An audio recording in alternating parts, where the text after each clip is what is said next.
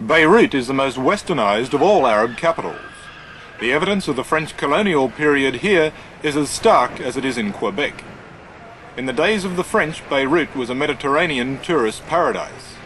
Still, there are traces of this slowly disappearing past splendor. But as surely as the Middle East turmoil keeps away the tourists, it keeps away the business too, especially the banking business that had made Beirut the financial capital of the Middle East. Now the Lebanese army has tanks and armoured cars permanently stationed on the footpaths outside all bank buildings in the capital. Taking the place of the timid business executive, in Beirut a new business has developed. Revolution. Palestinian revolution. Palestinian guerrillas in Beirut are not like the Viet Cong. Here they're in no way illicit. They're totally legitimate. In Beirut's main street, the biggest guerrilla movement has a 3-story office building complete with all amenities. It's as modern as any in Sydney. But the machine gun-toting guerrillas standing guard outside told me no photos, and there was no arguing. Of the 11 Palestinian guerrilla movements, the most radical of all is the Popular Front for the Liberation of Palestine, the Pflp. The Popular Front is now so well organised that it even has its own daily newspaper, with a claimed daily circulation of 23,000.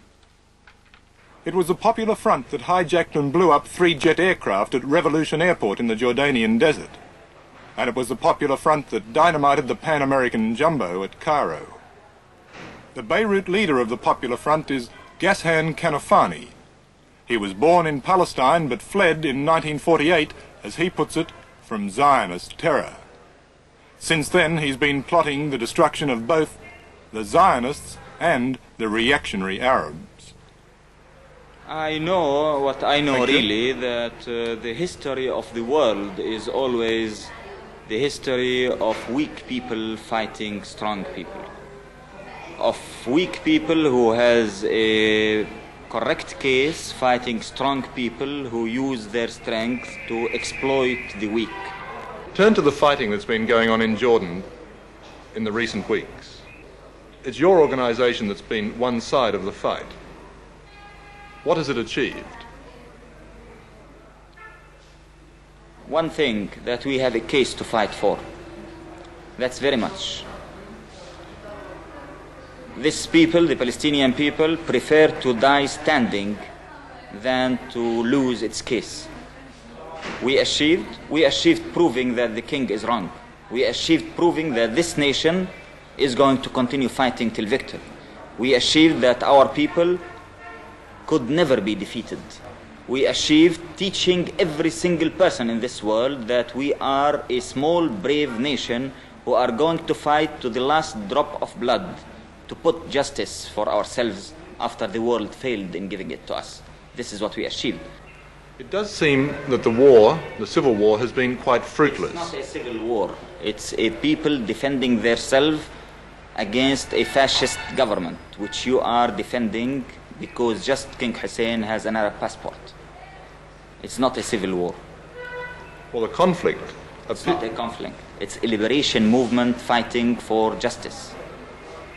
Well, whatever it might be best called. It's not whatever, because this is where the problems start. Because this is what makes you answer all your questions, ask you all your questions. This is exactly where the problems start. This is a people who is discriminated, is fighting for his rights. This is a story. If you will say it's a civil war, then your questions will be justified. If you will say it's a conflict, then of course it's a surprise to know what's happening. Why won't your organization engage in peace talks with the Israelis? You don't mean exactly peace talks, you mean capitulation, surrendering. Why not just talk? Talk to whom? Talk to the Israeli leaders. That's kind of conversation between the sword and the neck, you mean? Well, if there were no swords and no guns in the room, you could still talk. No, I had never seen any talk between a colonialist case and a national liberation movement. But despite this, why not talk? Talk about what? Talk about the possibility of not fighting. Not fighting for what? Not fighting at all, no matter what for. Yeah, people usually fight for something and they stop fighting for something. So you can't tell me even why should we speak about what? Well, stop fighting. For what? Or talk about stop fighting, why? Talk to stop fighting, to stop the death and the misery, the destruction, the pain. The misery and the destruction and the pain and the death of whom? Of Palestinians, of Israelis, of Arabs. Of the Palestinian people who are uprooted, thrown in the camps, living in starvation, killed for 20 years, and forbidden to use even the name Palestinians. They're better that way than dead, though. Maybe to you, but to us, it's not. To us, to liberate our country, to have dignity, to have respect, to have our mere human rights, is something as essential as life itself. You called King Hussein a fascist. Who else amongst the Arab leaders are you totally opposed to? We consider the Arab governments two kinds. Something we call reactionaries, who are completely connected with imperialists, like King Hussein government, like Saudi Arabian government, like Moroccan government, Tunisian government.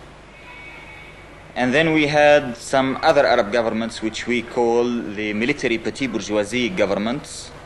That's like Syria, Iraq, Egypt, Algeria, so on.